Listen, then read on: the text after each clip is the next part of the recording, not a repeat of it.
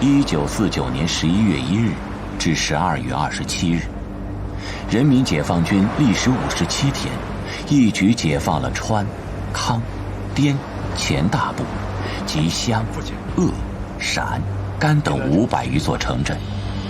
蒋介石亲自督战，仍难挽败局。他于12月10日自成都飞至台湾，从此再未踏上大路。总裁，这是国防部关于收复昆明、惩戒叛徒卢汉的几种方案，包括就近抽调部队直逼昆明，以及空军直接轰炸云南省政府所在地五华山。看来国防部上下无不义愤填膺。就等总裁一声令下。不忙。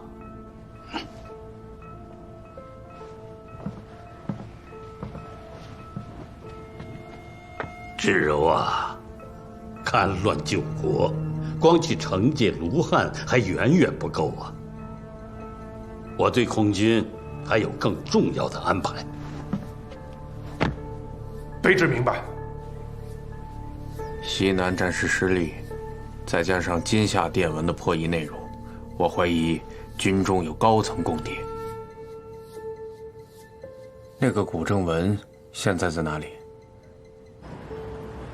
一会儿开会的时候，文件交回到啊，到时候再整理一下。局长，台中山区地形复杂，村落之间的交通呢多有不便。属下是以教书先生的身份拉近了和当地村民的关系。经过多方探查，直到最近才发现有这么一批人，他们以垦山的名义在大肆收购日军留下来的武器。结合之前搜集到的零星线索，综合来看，我判断共谍的其中一个武装基地应该就在竹子坑和白毛山一带。具体的位置呢，还需要再详细的侦查才能确定。你去整理成一份材料，我会派人另外去搜查。是。如今国军节节败退，全国的情治人员都挤到了台湾，可这台湾能有多少共谍用得了这么多人？所以整顿裁撤势在必行。有为才有为。是。咱们破获光明报案那点功劳吃得差不多了，是时候要重启账号案。是。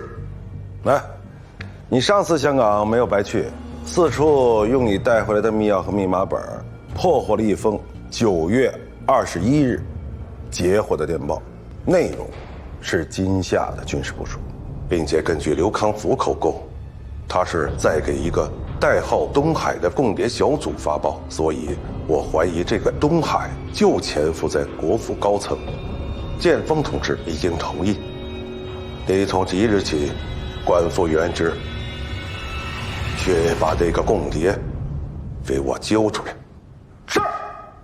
不是那个刘队长，你的数量不对啊，少了有100-200斤啊。不应该呀，你是不是数错了？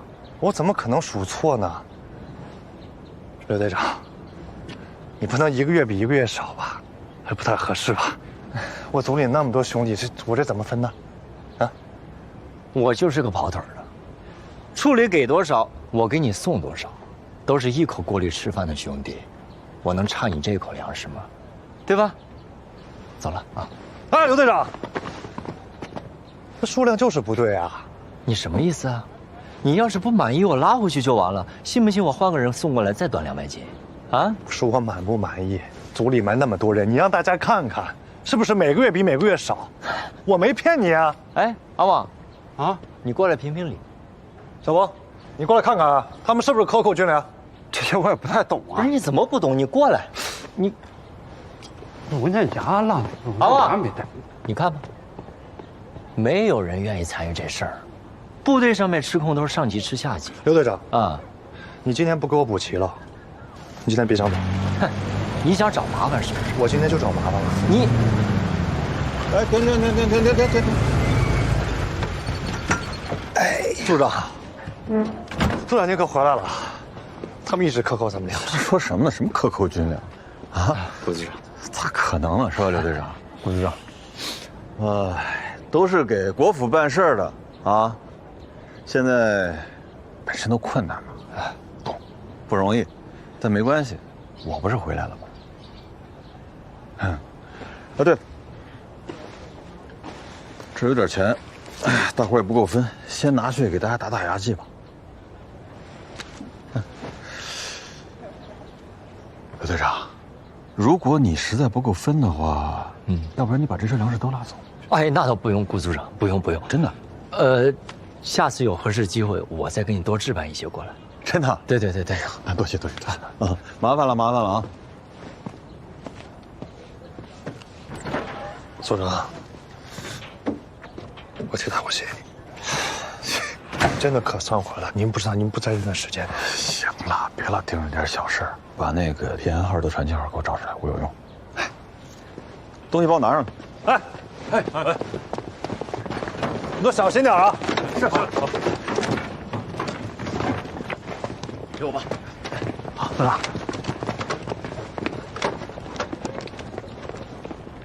外婆看报纸啊，外婆看会报纸啊，听话啊。来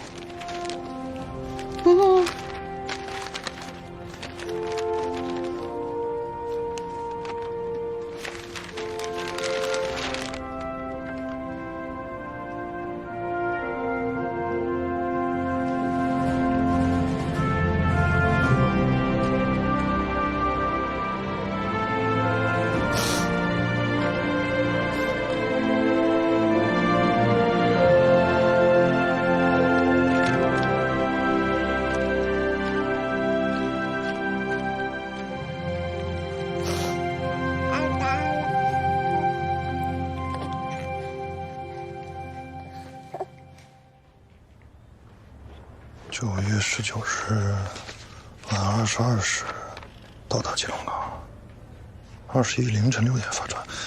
组长，到了。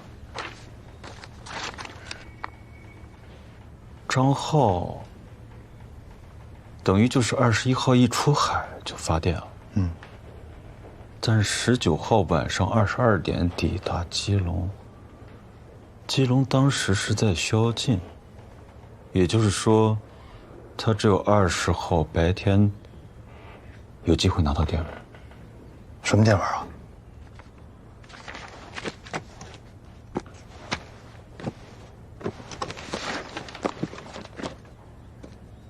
溢出来了。啊，把那个刘康福给我带到审讯室。哎，知道找你来是要干什么？我之前抢了谷组长的大计，这次是有戴罪立功的机会。生的大气了，那个事情是在变化的啊，也不都怪你。这次的任务很简单，你就把你和那个张浩从认识以来啊，所有的细节，他说过些什么话，做过些什么，甚至包括他穿了什么样的衣服，有什么样的习惯用词、习惯动作，你全部都事无巨细的告诉我。好，我全都说。我第一次见张浩是8月底的时候，那个时候台工委已经派我在平安号上工作2个多月了。他是船上的大副，对。我那天正在练抛缆，他突然就找到我。吴次长，吴次长，总长还没回来？还没有呢。今天部里也没有会啊，他去哪儿开会了？这具体的我也不太清楚，要不等总长回来，我给您打电话。你是第一秘书，你不清楚？黄家将军1天3封急电，我等着总长定夺呢。总长去新竹基地开会去了。特意吩咐不要有人打扰他。哦，好，等他回来你马上告诉我。是。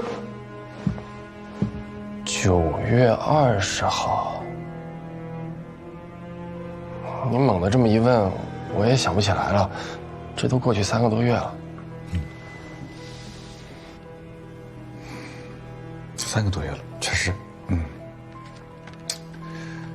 但是你看哈，平安号是19号晚上抵达基隆港，但是21号凌晨就离开基隆港去了广州，也就是说张浩唯一能去台北的时间段就是20号的白天。您这么一说，我记起来了。那次靠港特别仓促，根本就不允许我们下船。至于张浩下没下船，他去了哪儿，我就不知道了。顾组长，我跟这个张浩一共也没见过几面，我知道的，我能想起来的，我已经全都交代了。我相信你。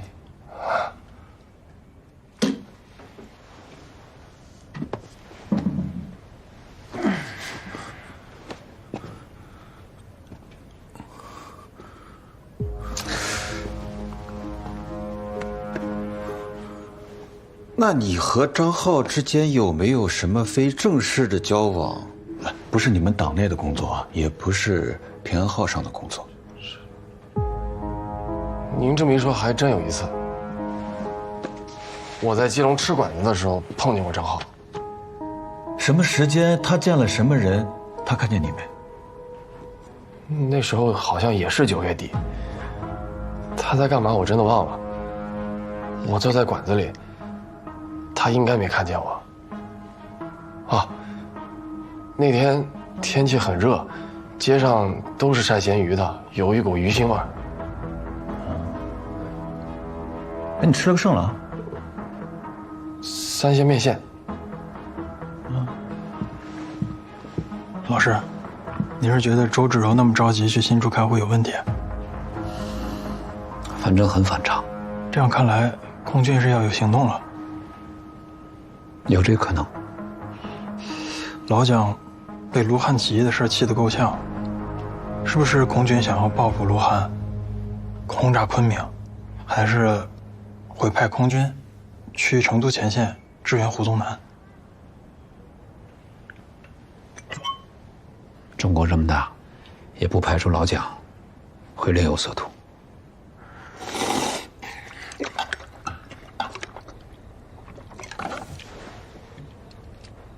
顾组长，您不吃啊？哎呀，你不管，我又不饿呢。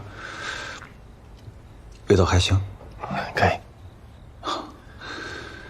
味觉、嗅觉都能帮你回忆，想起啥来没？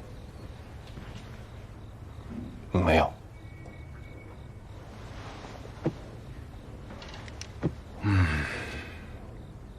没关系。那是这，你那天看见张浩的时候，他是在你的正前方呀，还是在你的左边、右边？右边。你的右边。在您的右边。你的左边。这边。在你的左边。你当天吃3鲜面线，往左边一转头，看见了张浩。小南，啊，来，站到这里。哎，快！你就是张浩，来。张浩当时是不是和人在交？对。那张浩当时是不是在跟人交谈？因为是这样的位置，你看不见那个人。那个人是在墙后面。这边有一堵墙。对。哦，怪不得。回头。对，回头啊。对，张浩当时就是回头了，我才看到他的。我记得那天，他好像有点舍不得走的样子。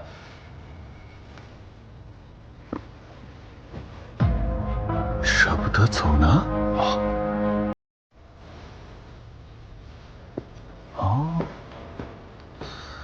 那看来，墙后面那个人和张浩的关系不一般呀。明天带你去基隆港看看。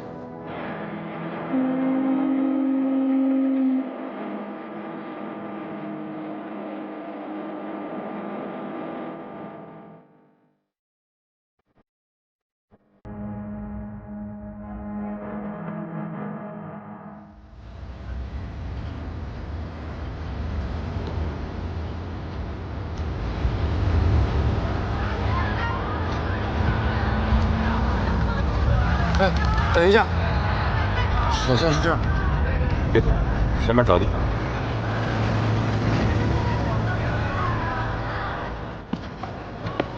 记得好像是这边。当时这边有很多卖吃的、卖小吃的地方。哎，这儿，这边。我当时就坐在这个位置，然后他站在那边。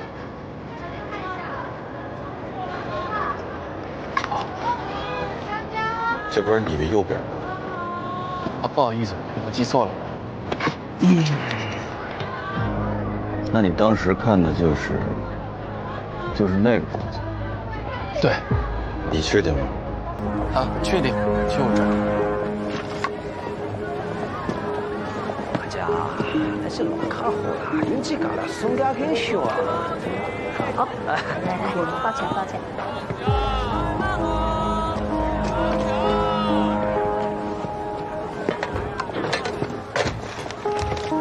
有害你打拍出来，你就甲讲一声哈。太可惜。多谢。啊，你好，您好，您好。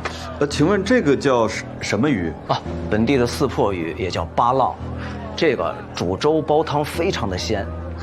还怕您听不懂呢？您也不是本地人。哎呀，做生意这天南地北哪儿的客人都有，学两句当地话好做生意不是？是，那给我来点这个。好，哎，这儿的好，我给您称点这个。好。组长，您是觉得这家店有问题吗？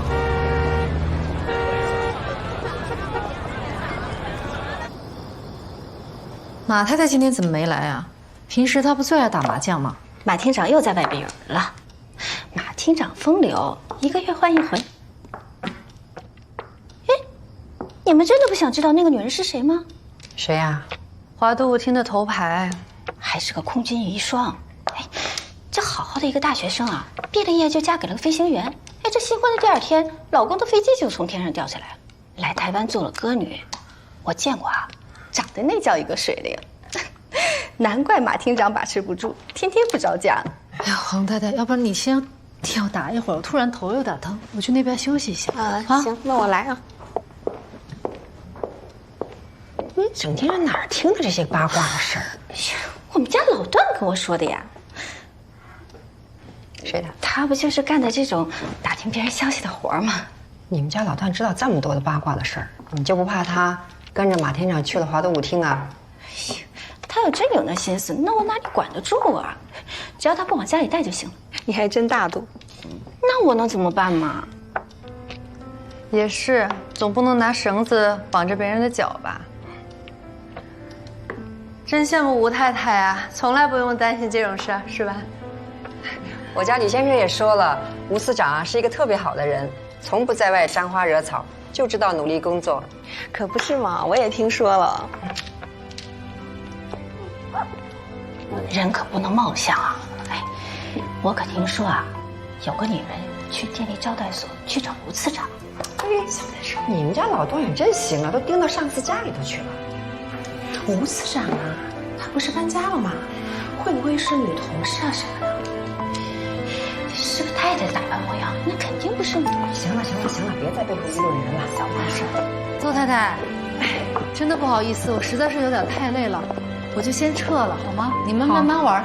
好，再见，吴太太，下次见啊！好，再见，再见。柳爸把舞台白皮鞋拿过来。来了。来，给我吧。啊，谢谢啊。哎呀，今天不好意思啊，扫大家兴了。哎呀，哪的话呀？你来我随时都欢迎。哎呀，是我不好，不该什么人都往家里请。没事，快进去吧。啊，再见啊。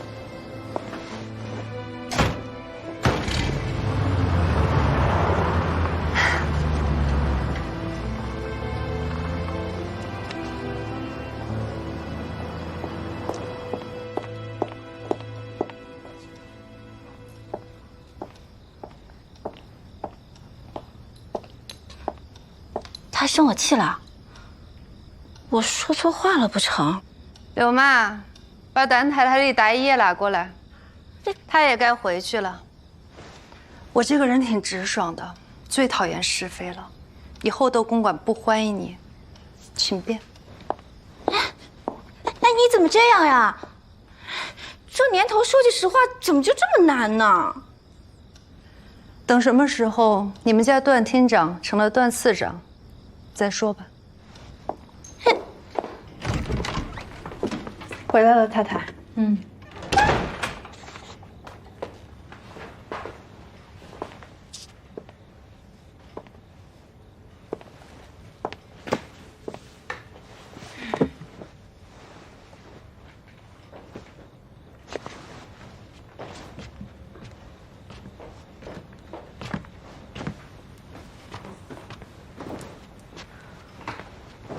你不是去窦公馆打牌了吗？怎么这么早就回来了？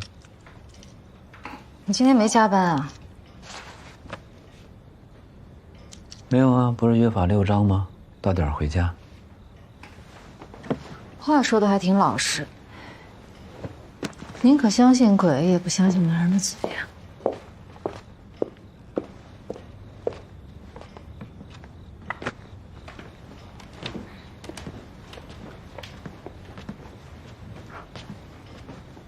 怎么了？啊？是在窦公馆听说什么了吗？这么多年你在外面很辛苦，我知道，也理解。嗯，像你这样的大官儿，在外面有相好的也很正常。但我只有一个要求。嗯。不许骗我。这是听那些太太说什么了？怎么说呢？今天马太太没来，他们就说马厅长在外面又找了一个人。哦。那窦太太就说很羡慕我，结果旁边的段太太就添油加醋说什么，真是说了一些不着边际的话。哪个太太？段太太。说什么不着边际的话了？你别问了，没说什么。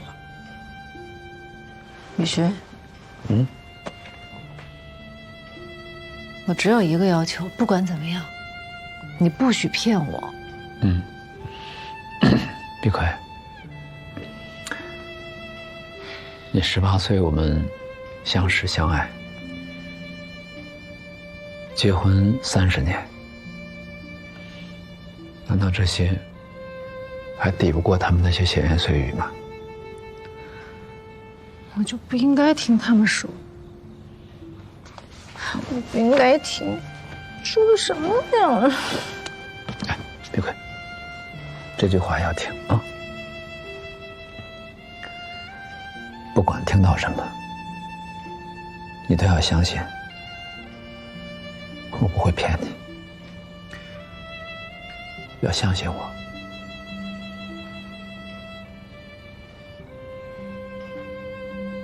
嗯。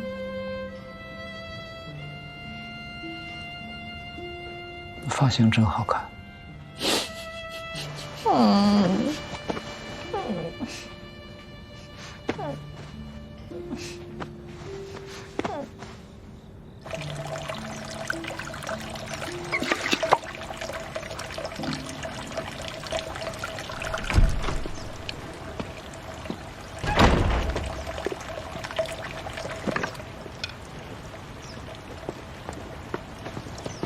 早，老师。段推直在查谭太太，就是因为店里招待所碰上那事儿。他当时说是你师母的朋友，这样查下去会很快露馅，所以必须把他送回去。你尽快给他办理台上。好，今天就办。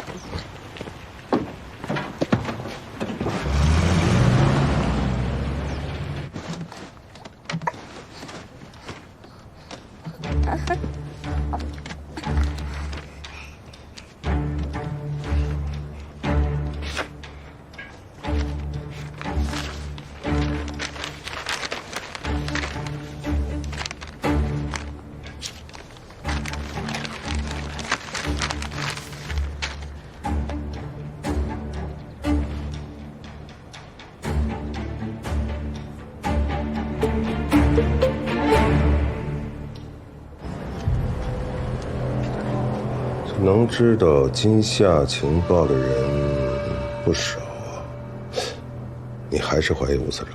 能够掌握厦门、金门部署的人确实是不少，但是同时又能在9月20号有机会和张浩接上头，还有在台大医院门口确实和张浩见过面的，只有吴司长。那跟这个姓林的有什么关系啊？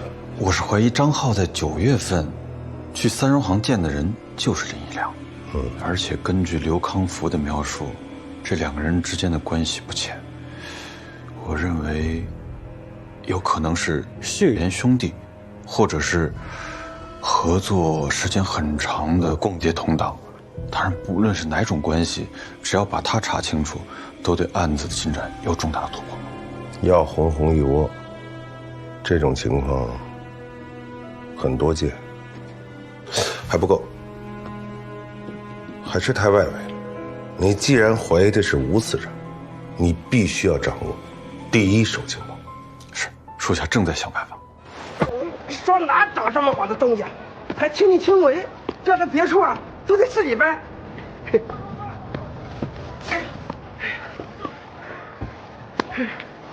看啥呢？看活啊！一直在干。早干完早拿钱啊！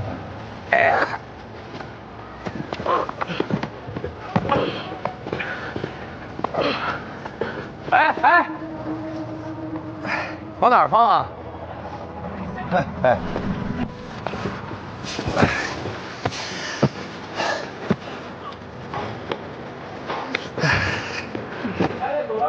这个也放门口。哎，您好，您这是？我想解个手。哎，等一下，这边请。不是里面的不。从这儿左转，右手便是。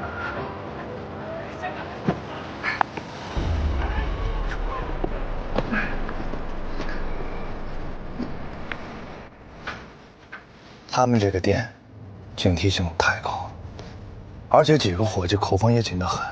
我一直在找机会，都没有能混进店里一步。组长，我觉得这家店绝对有问题。行了，我帮你总结一下，就是普通的身份渗透不进去嘛。是。你说这个三荣行，真插不进去，水也泼不进去的。要咱们打进去啊，确实有点困难。光明报那个案子，咱们抓回来的吉隆工委成员还剩多少？30几个人吧。30几个。啊，您的意思是，我们假扮成吉隆工委的人？这主意好呀，组长。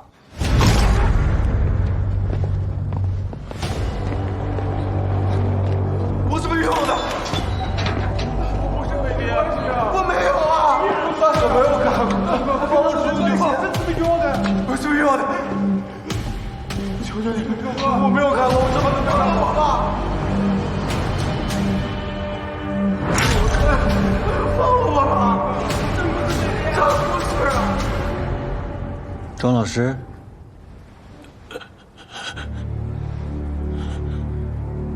久违了。哎呦，您都瘦了。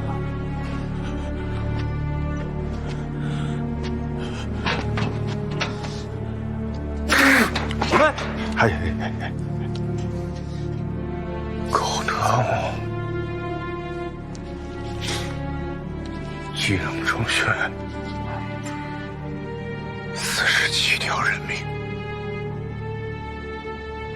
你晚上睡得着觉吗？睡得着。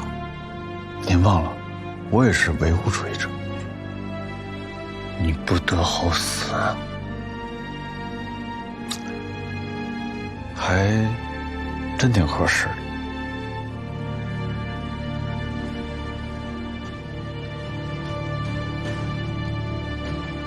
带他出来。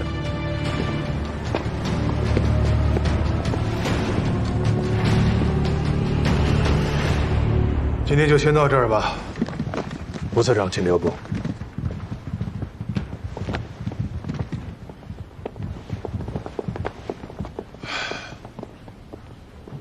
学长，外交部告诉我说，法国政府终于同意让黄捷兵团撤进越南。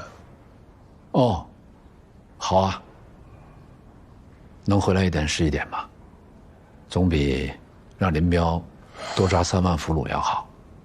条件是部队必须缴械。缴械？向法国人缴械？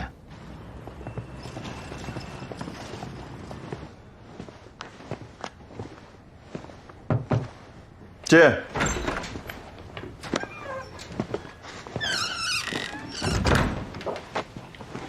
组长，您找我啊？来坐。那最近收成怎么样？什么收成？不是说你这段时间经常回行动处帮忙吗？组长，我没有吃独食。您不在的这段时间里，弟兄们都快揭不开锅了，所以我就想办法给大家改善改善生活。你还记不记得咱们侦防组的全称是个啥？保密局侦共防共组。保密局侦共防共组这个部门啊，其实成立的历史非常短。你还在台湾站的时候呢，也就是行动处下面一个科。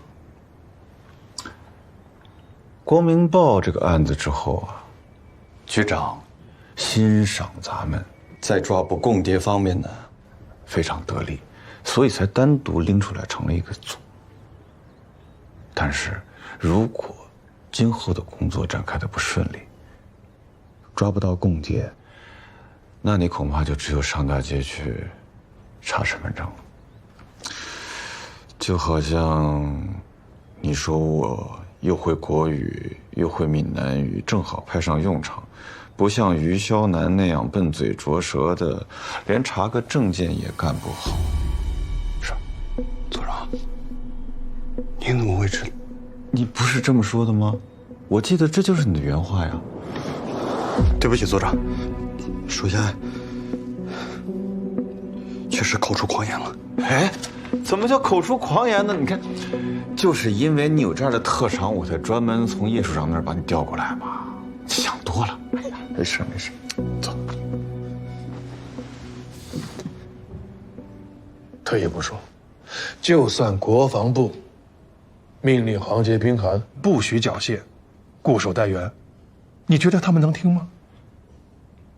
他们一路从湖南跑了1000来公里，就差最后一步跨过国境线就安全了。黄捷兵团在解放军的追击下节节败退，只能借道越南转运回台。此前吴石几番找周至柔打探消息无果，现在周至柔主动提及此事。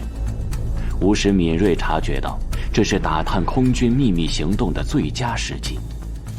随即，吴石顺水推舟，借自己反对黄捷兵团向法国人缴械的情绪，刺探出周至柔对此事的真实想法，而后见机行事。无论如何，那也比被共军歼灭强吧？那总长，您打算怎么安排？黄捷兵团缴械以后，会在越南的海防市集结待命。这其中各方面牵扯甚多，所以啊，这部里啊必须得有人管，还得拜托学长多方协调。是，明白。那我来负责，直接向你汇报。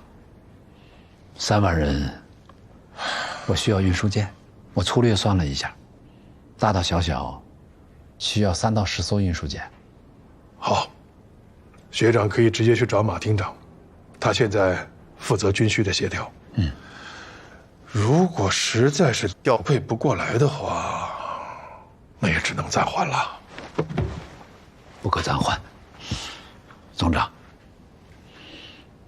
黄杰毕竟是前任参谋次长，如果他真的被俘了，谁的面子都不好过。如果能把黄杰兵团接回来，那毕竟是3万有生力量。好，那就有劳学长了。放心，我尽力而为。他属下一定肝脑涂地，为组长多抓共谍，让真防组这3个字实至名归。怎么是为我呢？你哪怕不说为党国为主义，你至少也应该为咱们组里所有人的福祉嘛。刚才你自己都说了，组里弟兄的生活你很担忧啊。好事情。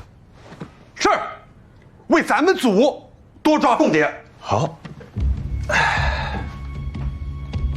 那王连王，现在我这就有一个任务，需要你去执行。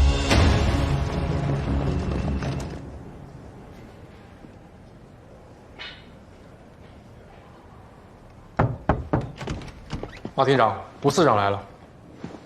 哎呦，吴次长，您怎么亲自来了呀？马厅长好雅兴啊！这在您面前可真是班门弄斧，纯粹是消磨时间。哎呦，你这个厉害，罗振玉，哎，真是大行家。次长，什么时候您也给我写一幅字啊？那段厅长得了您一幅墨宝，成天在我面前炫耀。没问题啊。你想好内容告诉我，我写给你。来，请。您是大学问家，又是大书法家，您写什么都好呀。来，你喝茶。前一阵子啊，我从广州啊抢出来一批文房四宝，那宣纸都是精选的，其中有一方啊，57烟，哎呦那块木哦，真是难得。我都已经差人啊送到武公馆了。多谢马厅长。宣纸宝贵，但是兵员更宝贵。马厅长应该猜到了啊！我今天到这儿来，是为了接黄杰兵团回国一事，来请求你的。哎，次长，请求可不敢当啊！总长呢已经知会过我了，我本来打算一会儿去您办公室亲自向您汇报。那我就不管二母鸟了啊！黄杰兵团3万人，至少需要5艘运输舰。您这可是为难死我了。您就算扒了我的皮，我也编不出5艘运输舰。不对啊，我知道，仅交接美国军援那次，那就有10艘自由轮运输舰。我这个要求不是信口开河。次长，我就是个管后勤的，现在到处都有运输要求，我实在是调配不开呀。那怎么办？就让黄杰兵团3万将士在越南那个集中营苦等吗？隔几天就有10几具尸体抬出去，这是牵扯到外交事务的，和国府脸面，后果你马厅长能承担吗？次长，您看这样，我先给您派3艘，行不行吧？马厅长既然这么为难，那你就把送到碧水的什么宣纸啊什么的收回去吧。啊，接不回黄将军部队，以后我也没什么机会能用那么好的纸墨了。哎，次长，您别走。那我就说实话啊，我现在也是巧妇难为无米之炊。薛岳总司令借了军舰，挺进海南岛，到现在还没有还回来。顾总长派了1个船团去广西接白崇禧白长官的部队，罗中长呢又调了一大批的运输舰，去了舟山。我现在手上连往金门送补给的船都不够啊，我的司长。来，你先走，走。胡连将军啊，都催了我2回了。去舟山送补给，这事儿没那么着急吧？不行，你就先把这批船派去越南。您是不知道，就说往舟山去的这批船要的是最多最急，限期2周必须运完。王连长，还有什么事儿能比我这事儿着急呢？还有什么事儿能比3万将士的性命更重要呢？司长，话是这么说，可邹中长也说了，此次船运之战备物资乃是重中之重。司长，话是这么说，可邹中长也说了，此次船运之战备物资乃是重中之重。我也很为难。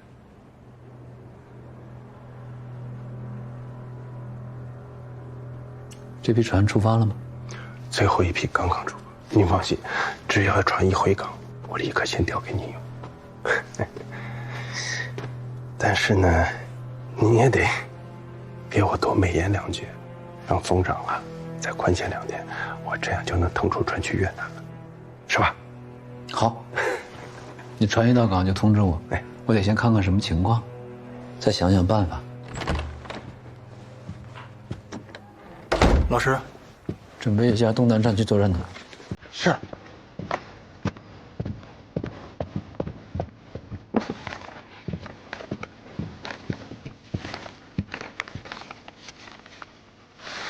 老师，是得到什么消息了吗？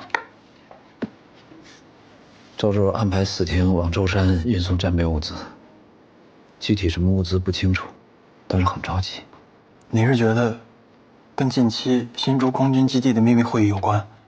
不排除啊。舟山一向是华东地区的海上屏障，如果2者有关系，倒是可以确定不是西南地区的空军行动。后天我去看从舟山回来的船，你跟我一块儿去，看看能不能有什么发现。好。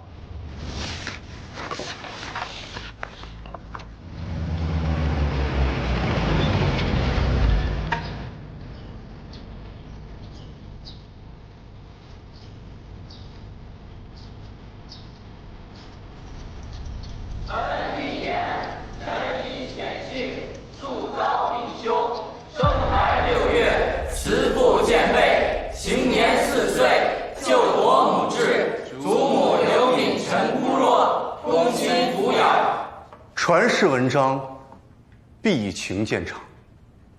陈情表虽然是李密写给晋武帝的奏折，但字字句句呢都是在写情，所以同学们写文章的时候啊，一定不能眼里只有污。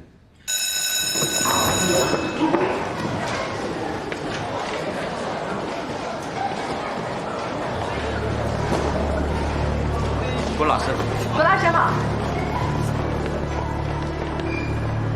胡老师，张老师，说得好呀，的确是字字句句都是情。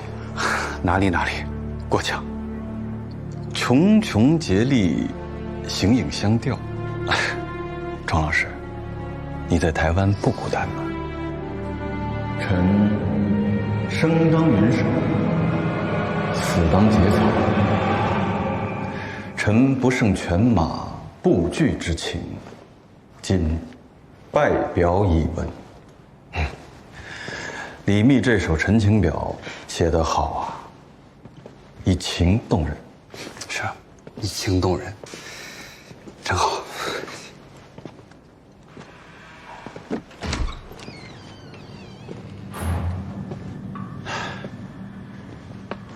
4个月之前，我还在这里教国文，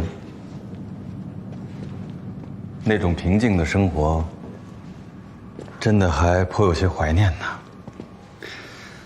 组长，我刚到局里报道的时候，所有人都在说，谷组长大破光明案，端了梦蝶在基隆的老窝，从总裁到局长都在夸你。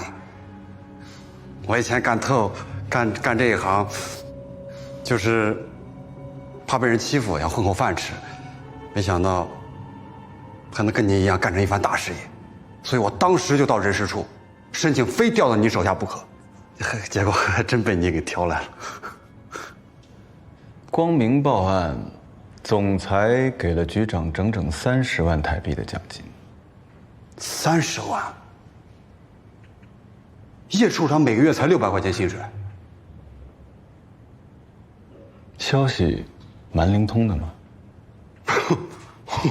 我是听别人说的。你觉得600块少吗？那你这600块对我来说可太多了。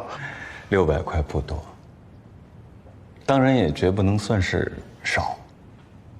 但你有远大的抱负和理想是没错的，因为只要破了大案，自然就会达到大笔的奖金。要不然，难道学叶处长那样吗？钱不够花，又破不了案，只能去干那种拦路绑票的勾当。是，组长，只会耍小聪明，就干不了大事业。以后您让我往东，我绝不往西半步。来，快点！看我，小心点啊！走。放到那边去啊！这走过一块儿啊！马厅长倒是一点也不浪费军舰的运力嘛。反正返航也都不是满载，东为浪费了可惜，种点土特产，赚点运费。4天会打算吗？哎呀，这是没有办法，次长，现在到处都要用钱。我看那艘自由轮不错嘛。次长，那艘啊，马上要再装战备物资运往舟山，您看，咱们去看看别的。战备物资你用别的船运，这个留给我。走，上去看看。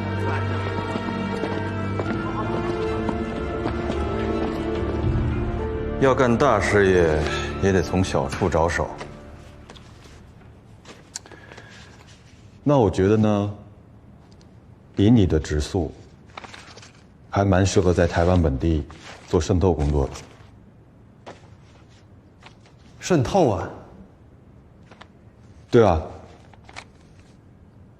以目前掌握的情报来看，基隆那个三荣行的老板林义良，他极有可能就是张浩的同党。所以我计划安排你，以庄阿成老师的身份渗透进去，帮我摸一下那个林义良的底。可是组长，我没有干过渗透工作哎，我害怕再破坏了您这盘大棋。行了，怕个屁呀！坐。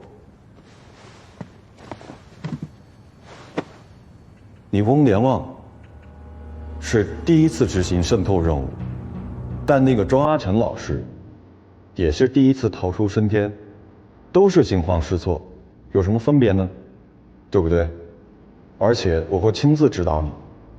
今天带你来，就是先让你熟悉一下基隆中学的环境啊。这是提前为你准备好的资料，抓紧时间把它背下来。从现在开始，你就不再是翁连旺了，你就是庄阿成老师。如果还有什么不明白的，你可以自己去监狱见那个庄阿成，跟他聊聊。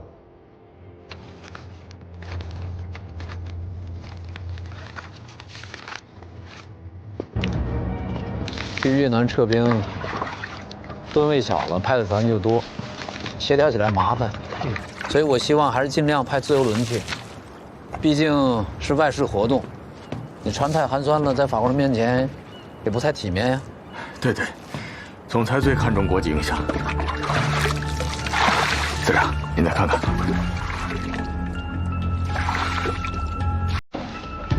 我下船舱去看看。哦，来，进去。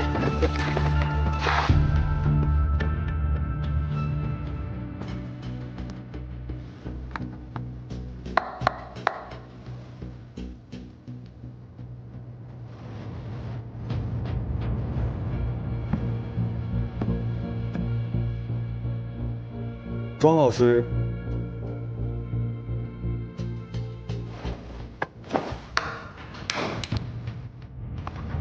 组长，你说什么？你脑袋坏掉了？我在背讲义了。郭老师，有什么你就说啊。好啊，不打搅你背讲义了。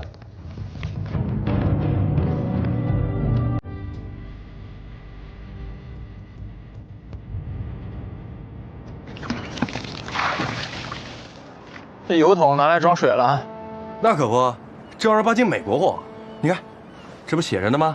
美国空军专用油桶，比原来咱们那铁桶轻多了。舟山刚卸货，我就顺了一个空桶来装水，挺方便。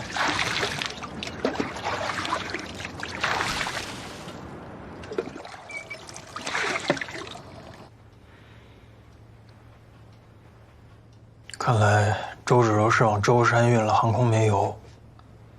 从航次来看，数目还不小。可以确定，舟山方面就是在配合空军方面的行动。那有没有可能是一次海陆空联合作战计划？从11月份起，他们就一直在增防舟山群岛，而且蒋介石也明确提出了攻防战略，让空军要加强海上和沿海的袭击。再加上最近周芷柔频繁地去新竹开会，而且保密程度如此之严密，我认为更有可能是空军的一次单方面的行动。舟山，如果是舟山的话，应该是在东南方向。东南诸岛现在仅剩下一个机场，就是舟山定海机场。老师，您觉得最有可能炸哪里？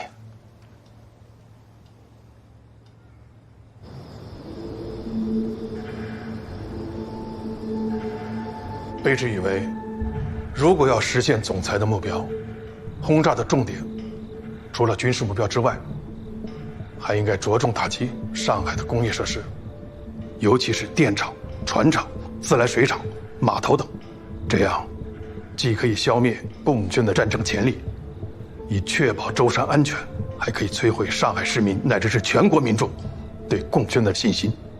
只是战略轰炸精度有限，会波及无辜。上海在党国的手里，那才是上海；在共党的手里，那就是共区。这件事就交给你去办，注意保密。现在也不能保证我军中就没有共党的间谍呀。总裁放心，卑职计划从2厅抽调精干，专门负责保密工作。我可以向您保证，除了空军之外，没有任何人知道计划全貌。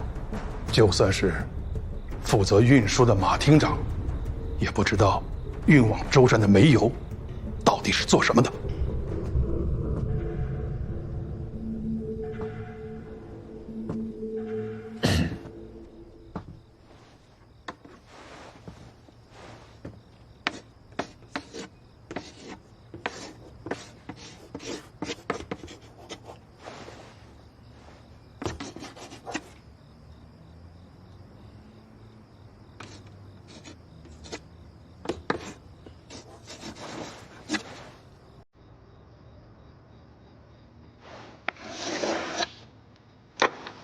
上海，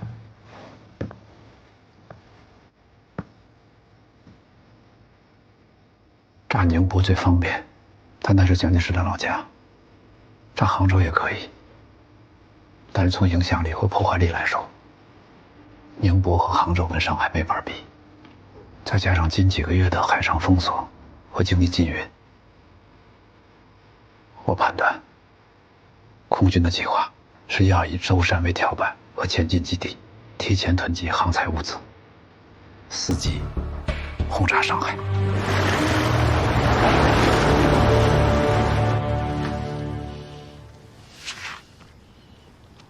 上海和舟山近在咫尺，空军可以就近整备，大大提高出动架次。如果蒋介石这个阴谋得逞，那对上海和新中国的破坏是不堪设想的。国民政府刚用金圆券骗光老百姓的钱，跑出去，回头就要炸死他们，难怪他们要丢了江山呢。上海只是其一，如果他们趁机将舟山群岛要塞化，意图岛上的机场和军港，不仅可以直接威胁华东，而且长江沿岸的所有城市的发展都会受到极大的影响。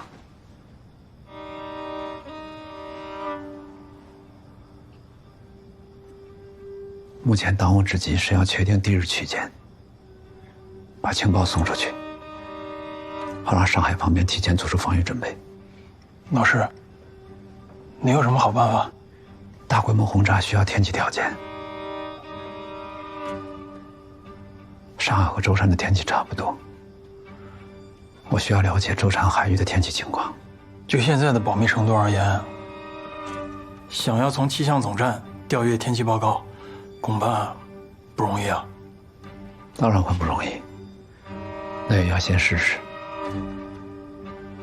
这陈太太办的离台证办好了吗？办好了，明天一早我就联系她。你让她带话给小万，让他们尽快派一个有经验的新交通员过来。好的。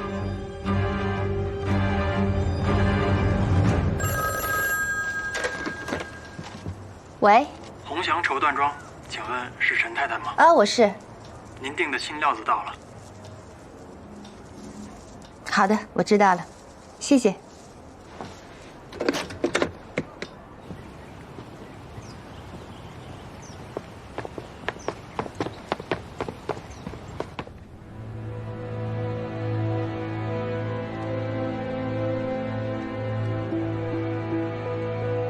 段厅长对那天电力招待所接头的事情起了疑心，明天有架到舟山的飞机，东海同志安排好了位置，保险起见，您尽快离开。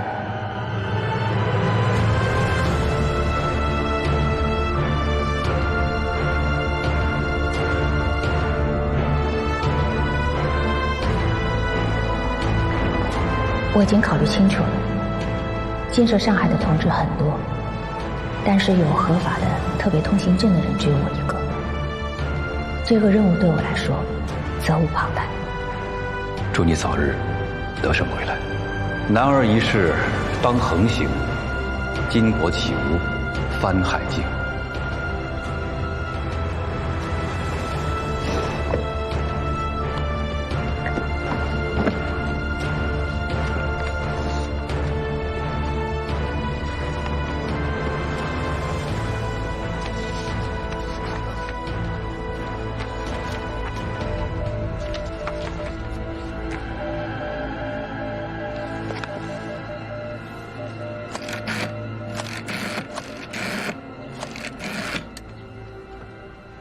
您找哪位？啊，你好，我想问一下殷雪芬在吗？殷雪芬？我是她的老同学。啊，您是说吕太太是吧？人家先生高升了，已经不住这儿了。哦，他们上个月刚搬走。哦，那您知道他搬哪里去了吗？这我还真不知道。哦，那不好意思打扰了啊。妈，您跟谁打电话呢？我在宁波的时候，一个老同学，听说他也在台北，我想联系联系他。我们以前关系不错的。找到了吗？是搬家了啊。您别看台北地方不大，其实找个人还是挺不容易的。嗯。哎，妈，您饿了吧？您猜猜我给你做了什么？做什么呀？酸菜白肉啊！酸菜白肉好啊，是我们东北的特色菜啊，我特别爱吃，真是乡人难改，一方水土养一方人啊。我刚来台北那会儿，恨不得顿顿酸菜白肉。台北又没什么正宗的东北菜馆，而且又贵，我只能自己寄酸菜吃了。阿菊，台北有好的宁波馆子吗？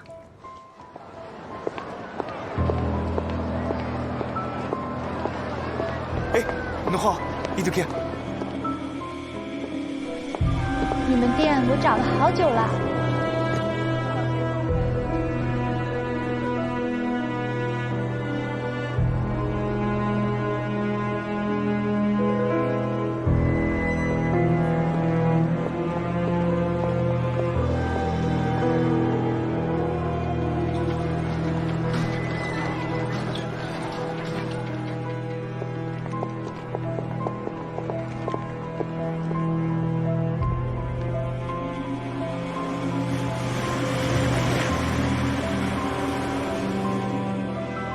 我是老三样，鱼子酱一高白，我选。金太太，要么再送拨侬一只刺饭糕好伐？哎呦，搿啥好意思？啊，应该的，侬通照顾阿拉几日生意了嘛。谢谢哦。到年了大厨啦，通是从金海过来啊，别人高飞个保证啊，味道肯定是一只顶的。搿侬先等着，我去准备下班。谢谢。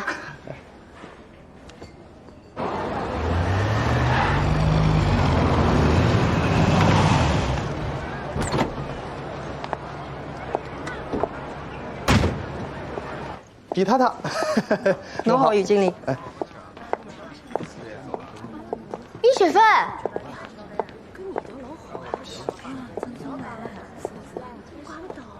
朱怡呀！哎呀，你怎么会在这儿呢？我来看我女儿。你也来台北了？对呀。哎呀，你一点都没有变啊！我一下子就认出你了。我跟你说，我在这里等了你3天了。你在这里等了我3天？对呀，我到台湾来之前啊，他们说你在台湾，我想我一定要见你呀，然后给你家里打电话说搬家了，然后我在想你那么爱吃的一个人，这个宁波馆子在这儿是最好的了，我肯定能等到你呀。结果你看，让我等到了。那要是我今天不来呢？那我肯定继续在等你呀，我肯定要死等了，总是要见到你为止吧。好，那今天等到我了，我来请客。走。哎呀，你请什么客啊？我都点了，你再加几个菜吧。哎呦，那好吧，于经理，多菜点嘞。好。哎呀，来台湾这几个月，我一直还都不能适应。哎，总想着震撼亲朋好友，有的时候这心里面就觉得空落落的。好在这家餐馆呢，菜的味道还很地道，完全是靠着这个熟悉的口味啊，让我才能在这儿待下去。小鸭哦，小夏。但是我看着你过得还挺热闹的。哎，我在报纸上看到你了，和一群太太在做一个什么义卖，支持舟山的居民是吧？你说的那次啊，是周太太组织的啊，她就是想过一个热闹的节日，其实义卖啊，就是个借口。但是雪芬哦，这么多太太里面啊，你拍出来是最好看。哎呦，哪里呀？其实那些太太们啊，还真的有来头的。什么来头啊？他们是东南军政长官公署的几个将军的太太，还有国防部次长、厅长的夫人们。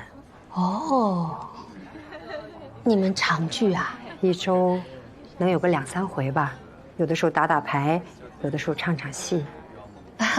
听上去很热闹，很开心的样子啊。热闹还是挺热闹的。哎，朱一英，我觉得你变了啊！以前呢，你好像不怎么打听别人的事儿的啊。哎呀，不瞒你说，到了台湾，人生地不熟，有的时候也觉得有点无聊嘛，所以听听你们这些热闹的事情，觉得很开心。其实我听说你后来呀，嫁到了沈阳，也听说你的先生是一个工程师，已经是先夫了。他姓陈，对我非常好。哎呀，对不起啊，没关系，没关系，已经过去了。我现在改名字了，我叫朱晨之，是沙孟海先生帮我取的。朱晨之很好听啊。明天窦太太就张罗了，你跟我一起吧。哎呀，那不行，我一个平头百姓，怎么好跟着你混呢？那有什么呢？你是我的朋友，有什么问题？没问题的，跟着你们热闹热闹，倒是还挺好。这么多太太，那有什么讲究吗？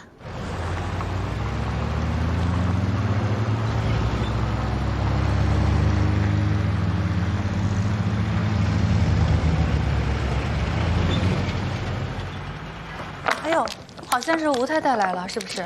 哎，雪儿，过来过来，帮我抓个牌哈。好，赶紧的。我这把牌可好了，你帮我看着点哈。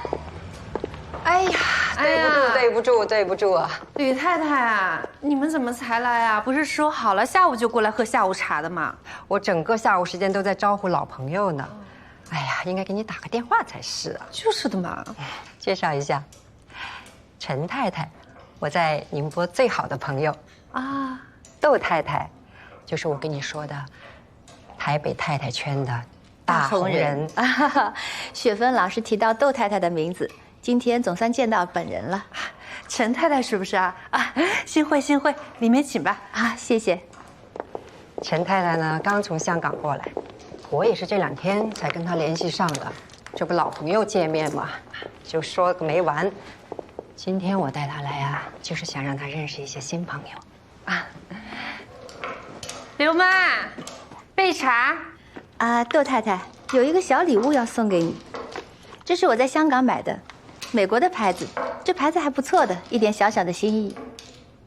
我知道这个。哎呀，这是今年美国最流行的款式和颜色了。对对对，就是这个颜色，我正托人从美国带呢。哎呀，阿娟，你看我托美国的就是这个颜色的。哎呀，这个牌子在美国可有名了。哎呀，不行不行，这个太贵重了，我怎么能要了？来来来，哎呀，你就收下吧。人家在香港呢，可是做大生意的，家里边的美国货多着呢。哎呀，哪里哪里呀，喜欢就好了嘛，一点小小的心意啊。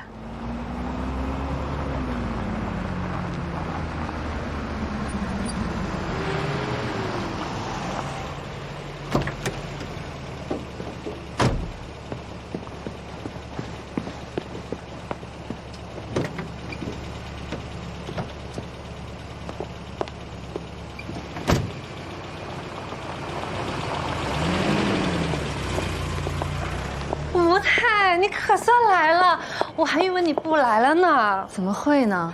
路上耽误了点时间。走走走，里头说。哎，我跟你说啊，那个段太太啊，她今天本来想过来的，她上次太过分了，所以啊，我就把她给回绝了。我估摸你也不想见她，我觉得呀，她以后再也不会来东公馆了。好好打牌唱曲儿多好啊，说那些八卦没意思。就是啊，哎，这事儿跟我可没关系啊，要不我真的成窦娥冤了。哎，你穿太少了，哎，我刚出门的时候还没怎么量呢。今天来了不少人吧？今天来了不少行家，一会儿啊，我们可以好好的切磋一下。走。哟，太太怎么才来呀？那是吴司长的夫人王碧葵，是这儿的座上宾。哦，看上去很随和的样子。来吗？来打吗？你们先玩，我们先玩。好嘞，你们聊啊。来。今天来了位新朋友，陈太太是吕太太的朋友，对，刚从香港过来的。是的，陈太太今天呢是第1次来。吴太太好，你好，陈太太，幸会，幸会。秘密进行的轰炸计划提醒了吴石，蒋介石可能怀疑他。他仔细回顾自己之前的行动，试图判断是自己多虑，还是百密一疏。接下来的每一步行动，他都需要极为谨慎。趁此秋地无声，正好寻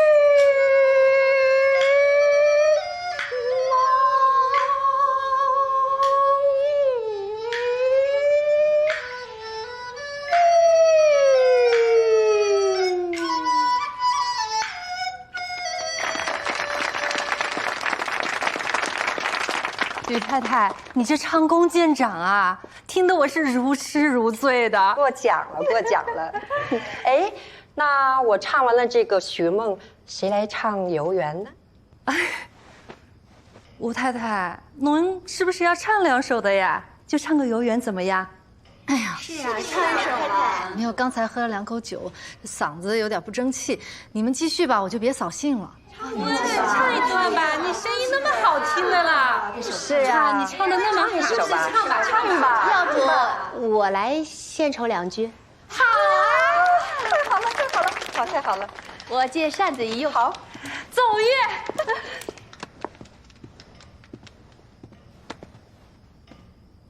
不到园林，怎知春色日徐。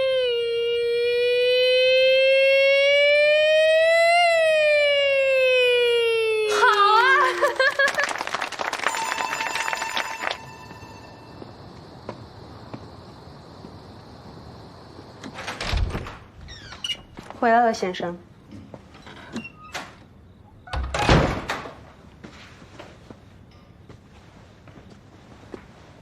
先生，您吃晚饭了吗？吃过了。太太不在家，她去斗狗馆打牌去了。少爷和小姐也都睡下了。哦。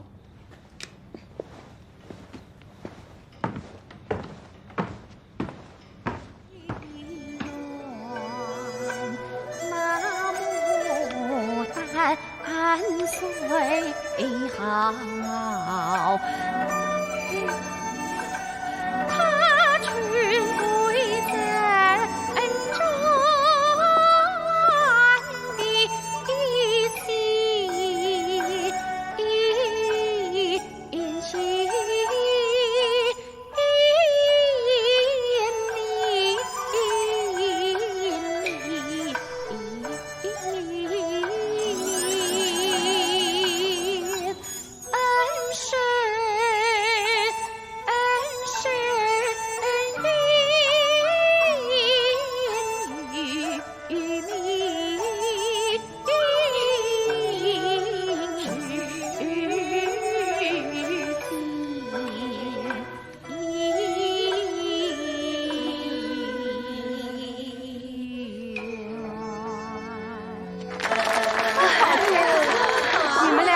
中的心。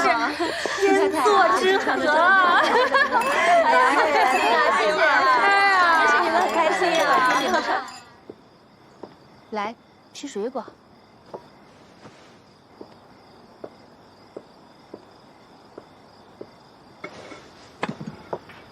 吴太太，你嗓子真好啊！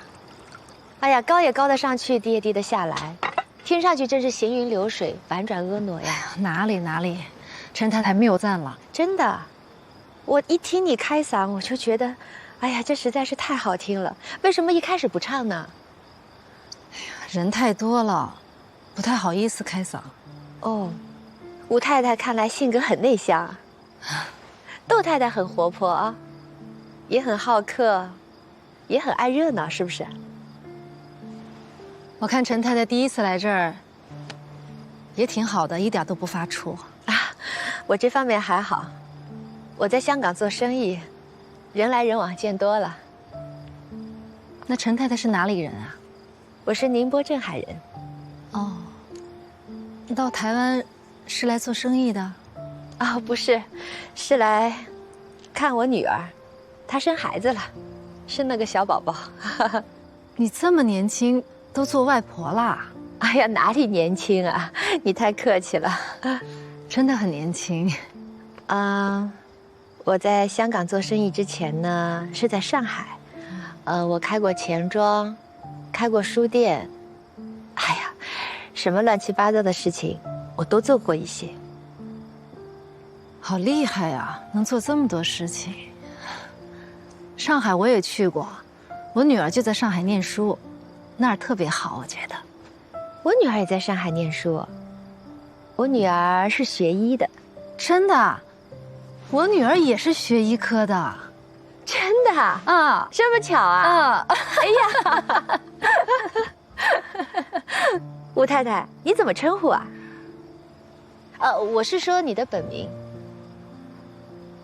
哦，碧葵，王碧葵。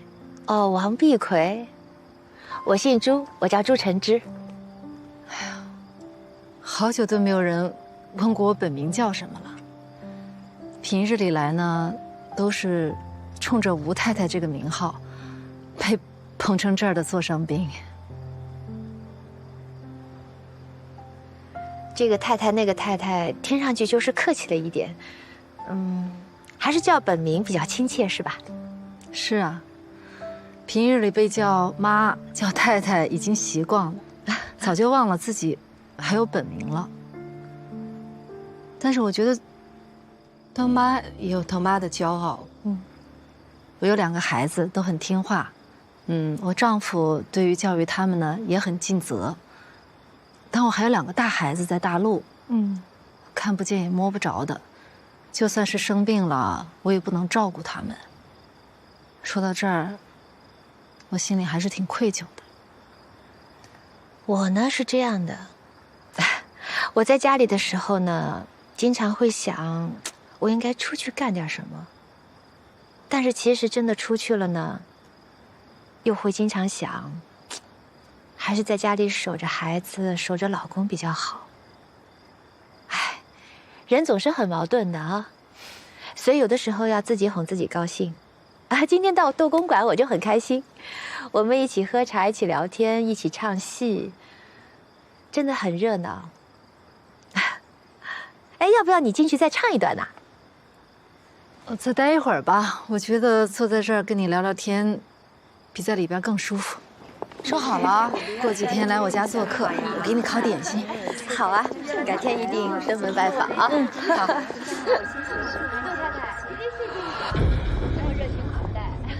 沈太太，你太客气了，我还怕招待不周呢。太太今天也来了，沈太太，你可得经常来啊！吴太太难得跟人聊这么投机的。好啊，好啊。看你啊，好，那我走了，再见。好，我再见，再见啊！一起来，再见，再见。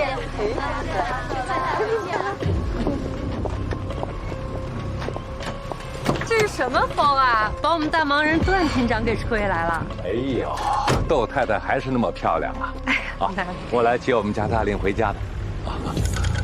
他没来啊？啊？他今天没来？他今天没有来啊？不是，他跟我说这几天都在你这儿玩啊。哎呦，他跟您说这几天都在我这儿啊？啊？我都好久没见着他了。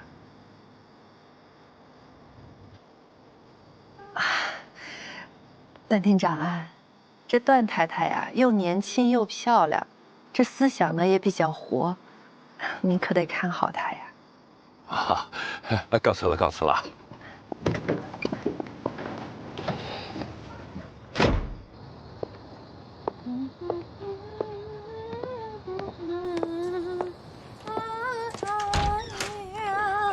我要太太。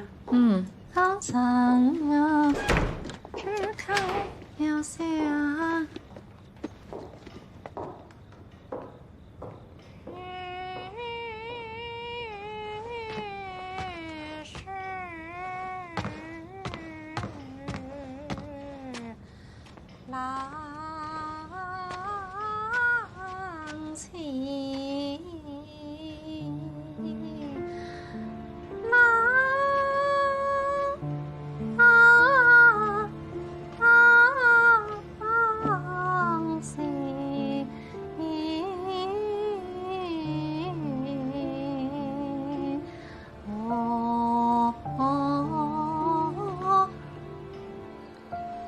夫人今天兴致这么高。今日去窦公馆认识了一位新朋友。哦。我与他一见如故，想到他我就挺开心的。什么样的朋友？回头我请他到家里来做客，也介绍给你认识一下，相信你也会喜欢他的。好。不唱了，回去睡觉。夫人，我想再听夫人唱一段。你又不是没听过。我想听。